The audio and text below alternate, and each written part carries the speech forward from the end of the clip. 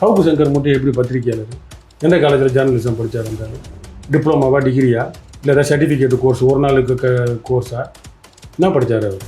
ஒரு மண்ணும் கிடையாது. அப்போ அவர் ப்ரொஃபஷ்னலி தகுதி சார்ந்த பத்திரிகையாளராகவோ ஒரு மண்ணும் கிடையாது. நீ பத்திரிகையாளர்னு பீத்திக்கிற. ஜெகதீச பாண்டியன் வந்து அண்ணனோட கூட இருந்தேன், அவர் பெரிய அறிவாளி, நெறியாளர், அவர் வந்து பகுத்தறிவு. நாம் தமிழர் கட்சியில் பல சீரழிவுக்கு காரணம் அவர் தான். நல்ல வேலை அவரே போயிட்டார். அண்ணன் கட்சி விட்டு தூக்குறதுக்குள்ளே அந்த ஆளே ஓடி போயிட்டான். தமிழ் தேசியத்தின் மீது உள்ள ஆர்வத்தாலையும் நட்புனால சினிமாவில் இருந்ததுனால வந்திருக்கிறாரு.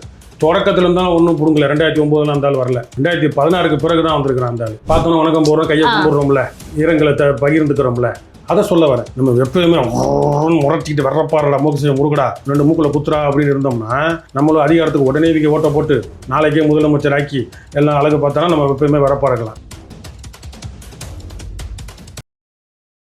கலங்கரை சொந்தங்களுக்கு அன்பு வணக்கம்.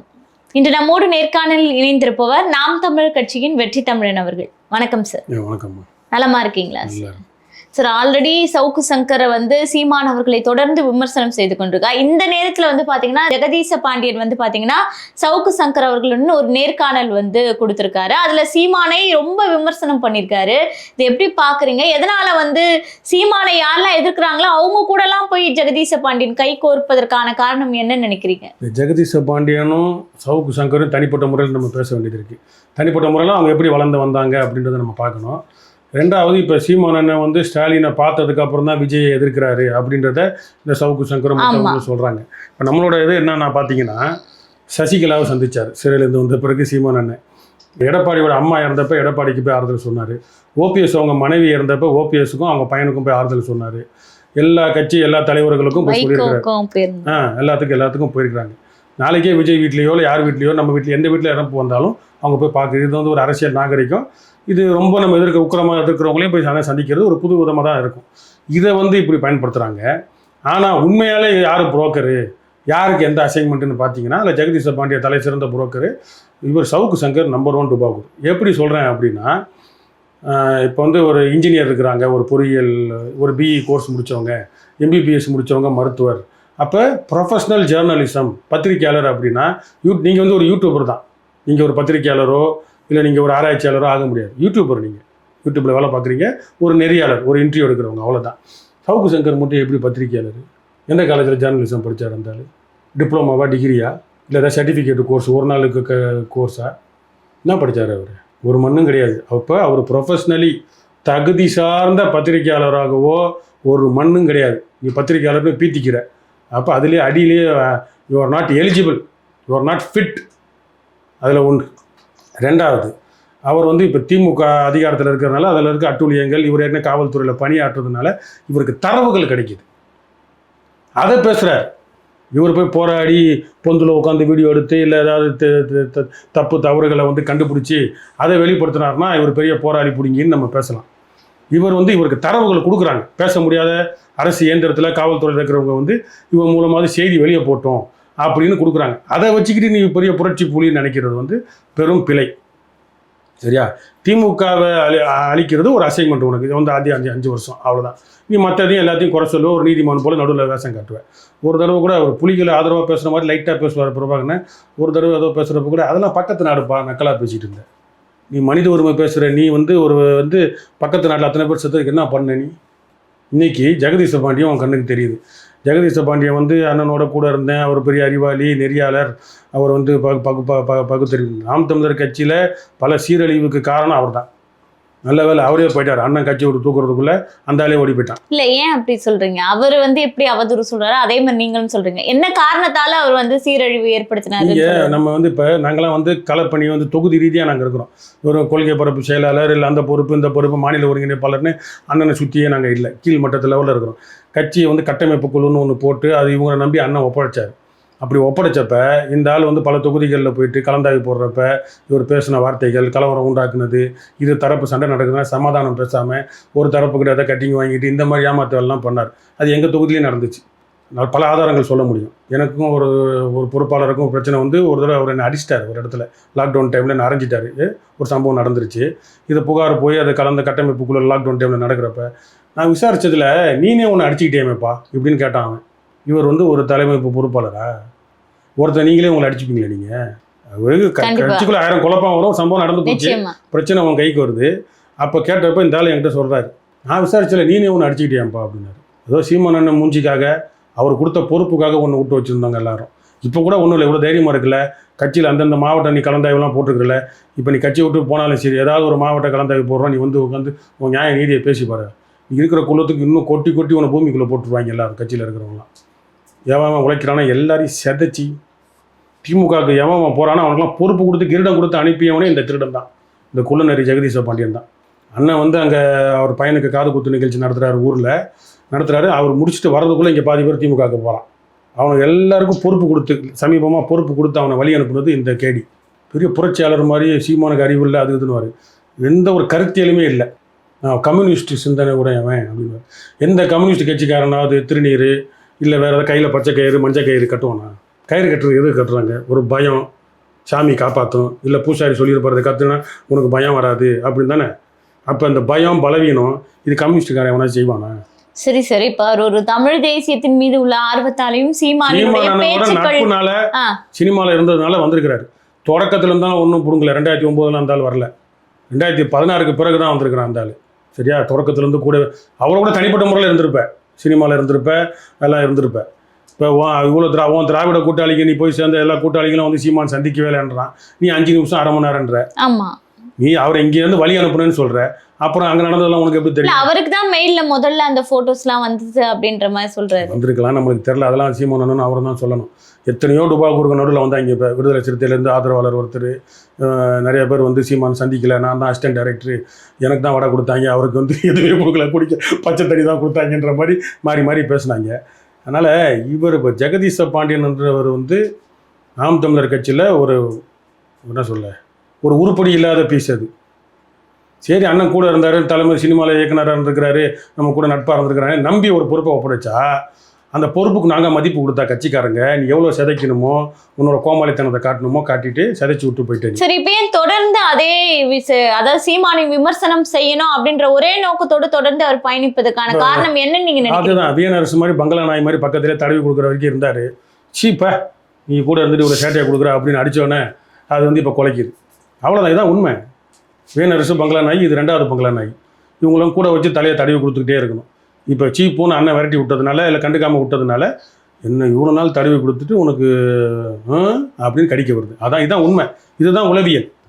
இன்னொன்று, இந்த திரள் நிதி விஷயத்தை வைத்து சீமான் வந்து ஏமாத்துறாரு. நான் கூட மக்களுக்கு நல்லா செய்யறாருன்னு தான் பார்த்தேன், ஆனா மக்களையே ஏமாத்தாருன்றதெல்லாம் எனக்கு அதுக்கப்புறம் தான் தெரியுதுன்ற ஒரு கருத்தெல்லாம் பதிவு பண்ணியிருக்காரு. இது எப்படி பாக்குறீங்க? கேன ஜெகதீச பாண்டியனுக்கு கருணாநிதி சாகிற வரைக்கும் அவர் வீட்டுக்கு போகிறவங்க, ஃபோட்டோ எடுக்கிறவங்க, குழந்தைங்க போனாலும் கட்சிக்காரங்க போனாலும் 10 ரூபா வாங்கினாரு. கருணாநிதிக்கிட்ட காசு இல்லையா? இப்போ காசு இல்லாமல் இருந்துச்சு, ஏன் வாங்கினாரு இது தெரியாது அந்த ஜெகதீச பாண்டியனுக்கு. வைகோவோ இல்லை திராவிட கட்சிகளோ ஏதாவது ஒரு வீட்டு பால் காய்ச்சறதுக்கு நிகழ்ச்சிக்கு போனால் பெட்ரோல் காசுக்கு தட்சணை வாங்கலை. ஒரு கட்சிக்காரன் வீட்டு நிகழ்ச்சிக்கு, குடும்ப நிகழ்ச்சி, கல்யாணத்துக்கு போனாங்கன்னா 20,000 10,000 வாங்குவாங்க கட்சி தலைவர்கள். சீமான் எங்கே வாங்கினார் சொல்லுங்கள். அந்தால அப்பாயின்மெண்ட் கிடைக்காம இருக்கலாம், இல்லை நேரடியாக போக முடியாத பல கல்யாணங்கள், திருமணங்கள், அழைப்புகள் இருக்கலாம், இல்லை போய் ஆக வேண்டிய சூழ்நிலை இருக்கலாம், முக்கியமான பொறுப்பாளர்கள் இல்லை வேறு மாற்று கட்சியாக இருக்கலாம். எவங்கிட்ட காசு வாங்கினார்? கட்சி உன் கல்யாணத்துக்கு போகணுன்னா எனக்கு 50,000 ரூபா கொடுறா, கட்சிக்கு கொடு, இல்லை என் பெட்ரோல் செலவு கொடுன்னு எவங்கிட்ட கேட்டார்? இதெல்லாம் இந்த கேனப்பலுக்கு தெரியாது. கருணாநிதி எவ்வளோ வாங்கினா, வைகோ எவ்வளோ வாங்கினாரு, மற்ற கட்சிக்காரன் திராவிட கட்சிக்காரெலாம் எவ்வளோ வாங்குறான்னு தெரியாது. திரள் நிதி கட்சிக்கு தான் செலவு பண்ணுறாங்க, ஊரறிய தெரியும். அதனால் இந்த மாதிரி ஆட்கள்லாம் போனது ரொம்ப நல்லது, மகிழ்ச்சி. நாம் தமிழர் கட்சிக்கு ஒரு புத்துணர்ச்சி. இந்த சனியம் போனால் கூட இன்னும் பல சனியங்கள் இழுத்துட்டு போன மாதிரி பல சனியங்கள் இழுத்துட்டு போயிடுச்சு. இவர் கூட போன 3/4 பேர் வந்து கட்சியை கெடுத்தவங்க தான், எந்த வகையிலும் வளர்க்கலை. அண்ணன் வந்து இப்போ எடுத்தோம் கவுத்தோன்னு நடவடிக்கை எடுக்க முடியாது, கூட பழகினவங்க, முக்கிய பொறுப்பு கொடுத்துருக்கோன்றனால அப்படியே வச்சிருந்தாரு. இவங்களே போகிறனால போயிட்டாங்க. ஏன்னா இருக்கிற வரைக்கும் இந்த விமர்சனங்கள்லாம் சொல்லாம கட்சியை விட்டு வெளியே போனதும் இந்த மாதிரி விமர்சனங்கள் சொல்றதை எப்படி பார்க்குறீங்க? இது வந்து அரசியல் நாகரிகங்க. ஏன்னா நாங்கள் எங்களை இப்போ நீங்கள் ஏன் இவ்வளோ பேசுனீங்க, கட்சியில் இருக்கப்போ நம்ம பேச முடியாது. இப்போ கூட கட்சியில் ஒரு பொறுப்பாளர் இருக்கானா, ஒரு தனி மனிதன் ஒரு கருத்தியல் இருப்பான், சண்டை வரும், பிரச்சனைகள் வரும், பிரச்சனை இல்லை. போகிறப்ப அமைதியாக போயிட்டானா பிரச்சனை இல்லை, எனக்கு இது பிடிக்கல, நான் இதுக்கு போகிறேன். இல்லை, இப்படி விமர்சனம் பண்ணுறது அது அரசியல் நாகரிகமா? வெளியில் போயிட்டு ஒருத்தரை வந்து கூட பயணித்தவரே விமர்சிப்பது அப்படின்னு எங்களை சொல்கிறேன். நாங்கள் கட்சிக்குள்ளே இருக்கிறதுனால இருக்கிற வரைக்கும் ஏன் நீங்கள் பேசலன்னு சொல்ல முடியாதுல்ல. கட்சிக்காரன் அப்போ அண்ணன் கொடுத்த பொறுப்பு, அதுக்கான மதிப்பு அதனால் வணக்கம் போட்டோம், வேறு வழி தெரில எங்களுக்கு. ஆமாம் சாமி நீ சொல்கிறது பரவாயில்ல அப்படின்னு நம்ம எல்லாத்தையும் கட்சி தலைமை வந்து நேரடியாக தலையிட முடியாதுல்ல, இவரை தலைமையில் வச்சுருந்தாங்கல்ல, அதனால் வணக்கம் போட்டோம். இந்த ஆள் பண்ணுறது அயோக்கியத்தனம், கேவலமானத்தனம். இவ்வளோ நாள் பிரபாகரனையை பார்க்கல, இல்லை எத்தனை நிமிஷம் தான் பார்த்தாரு, இல்லை அது பண்ணார் இது பண்ணார், கறி சோறு சாப்பிடல. இப்போ சவுக்கு சங்கர்லாம் பிழைப்புவாதின்றது ஊரறிய தெரிஞ்சு போச்சு. அந்த ஆளுக்கு இடையூறு வரப்பெல்லாம் குரல் கொடுத்தது சீமான் ஒருத்தர் தான். விஜய் எங்கே குரல் கொடுத்தாரு? சவுக்கு சங்கருக்கு எப்படியா திமுக ஒழியணும், அவ்வளோதான். திமுக ஒழிஞ்சதுக்கப்புறம் எடப்பாடி வந்தோ இல்லை வேறு யாரோ பாஜக வந்தாலும் திரும்ப என்ன பேசுவான் சவுக்கு சங்கர்? ஒன்றும் பேச மாட்டார். அப்படியே வந்துட்டு அடுத்து வேறு ஏதாவது அசைன்மெண்ட் வரும், ஏதாவது கம்பெனிக்கிட்ட காசு வாங்கிட்டு பேசுகிறதுக்கு தான். அதனால் அவர் வந்து data collector, data receiver, document receive பண்ணி அதை வெளியே கக்குறது, அவ்வளோதானே. எவ்வளோ சுப்பிரமணிய சாமி மாதிரி. சுப்பிரமணிய சாமியான அறிவாளி ஞானியா? ஒரு மண்ணும் கிடையாது. டுபாகூர் இங்கிலீஷ் தான் பேசுவார். இத்தனைக்கும் பிராமண, ஆக்ஸ்போர்ட் யூனிவர்சிட்டியில் ஏதோ ஒரு யூனிவர்சிட்டியில் வந்து ஒரு பேராசிரியர்னு வாங்கி அவர் பேசுகிற இங்கிலீஷ்லாம் பார்த்துருக்கீங்களா? பாச்சிதம்பரம் கூட பேச மாட்டார். பாச்சிதம்பரம் படித்தவர் நல்லா பேசுவார், ஃப்ளூயன்சி இருக்கும். இவருக்கு இங்கிலீஷ் கூட டுபாகூர் இங்கிலீஷ் தான் பேசுவார் சுப்பிரமணிய சாமிக்கு தரவுகள் வந்துடும். எல்லா நிறுவனங்களில் வேலை செய்கிறவங்க, சோனியா காந்தி ஆஃபீஸில் யார் இருக்கிறா, பிரைம் மினிஸ்டர் ஆஃபீஸில் யார் இருக்கா, எல்லாம் அவா எல்லா டாக்குமெண்ட்டையும் கொடுத்துரும். இங்கே உட்காந்துக்கிட்டு நான் இவா மேலே கேஸ் போட போகிறேன், மோடிக்கு அறிவு இல்லை, நிர்மலா சீதாராமனுக்கு ஒன்றுமே தெரியாது, நான் கேஸ் போட போகிறேன், இல்லை அந்த மாதிரி சொல்கிறதுலாம் காரணம் என்ன? டேட்டா டாக்குமெண்ட் வந்து அவருக்கு கிடைக்குது, அதனால் பேசுகிறாரு. இது கருப்பு சுப்பிரமணிய சாமி. யாரு? சவுக்கு சங்கர். அவ்வளோதான். நம்ம ஆள் இந்த தமிழன்னு சொல்லிக்கலாம் பேருக்கு, அவ்வளோதான். அவன் வந்து வெள்ளை பிராமணன், அவ்வளோதான். இது இவங்க 2 பேருக்கு இதுதான் விருப்பாரு. அவன் இன்டர்நேஷனல் புரோக்கர், இவன் தமிழ்நாடு புரோக்கர். இன்னொன்னு சார், இப்ப ஜெகதீச பாண்டியன் அவர்கள் வேல்முருகன் கட்சிக்கு போன பிறகு மக்களுக்கான பிரச்சனைகளை பேசுவது மறந்துட்டு நாம் தமிழரை தாக்குவதுதான் வேலையா இருக்காரா? எப்படி இல்லை, எதற்காக இது செய்யறாங்க? தேர்தல் நெருங்குது இல்ல சார், இதனால உங்களுக்கு ஏதாவது பாதிப்பு வருமா அப்படின்ற ஒரு கோணத்திலையும் நீங்க பார்க்கணும். கட்சியின் கட்டமைப்புன்னு பாக்குறப்ப, இப்போ நான் 2009 இருக்கிற கட்சி உருவாகிறதுக்கு முன்னாடி ஒரு இயக்கமாக இருக்கிறப்ப ஒரு சேலம் மாநாடு, முத்துக்குமாரி நிறுவன மாநாடு தான் முதல்ல போகிறேன் இருக்கிறேன். எனக்கு சீமான் அண்ணன் மேலேயோ இல்லை தலைமை மீதோ இல்லை கட்சியில் மாவட்ட பொறுப்பாளர்கள் மீதோ இல்லை என் கூட பயணிக்கிற உறவுகள் மீதோ கோவம் இருக்காதா? கருத்து வேறுபாடு இருக்காதா?